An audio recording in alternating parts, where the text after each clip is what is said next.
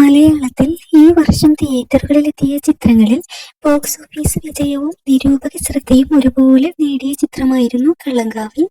മമ്മൂട്ടി ഒരിക്കൽ കൂടി ഒരു നവാഗത സംവിധായകനൊപ്പം എത്തിയ ചിത്രത്തിൽ വിനായകനായിരുന്നു ശരിക്കും നായകൻ, മമ്മൂട്ടി പ്രതിനായകനും. ഡിസംബർ 5-നായിരുന്നു ചിത്രത്തിന്റെ തിയേറ്റർ റിലീസ്.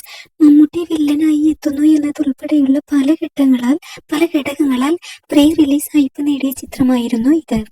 ആദ്യ ഷോകൾക്കിപ്പുറം പോസിറ്റീവ് അഭിപ്രായങ്ങൾ വന്നതോടെ ചിത്രം ബോക്സ് ഓഫീസിലും കുതിച്ചു.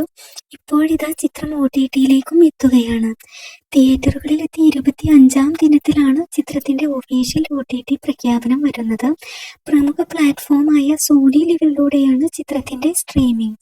ജനുവരി മാസത്തിൽ എത്തും എന്നതല്ലാതെ തീയതി അറിയിച്ചിട്ടില്ല. അത് വൈകാതെ പ്രഖ്യാപിക്കും. ചിത്രത്തിന്റെ ഇതുവരെയുള്ള ആഗോള കളക്ഷൻ നിർമ്മാതാക്കൾ ഇന്നലെ പുറത്തുവിട്ടിരുന്നു.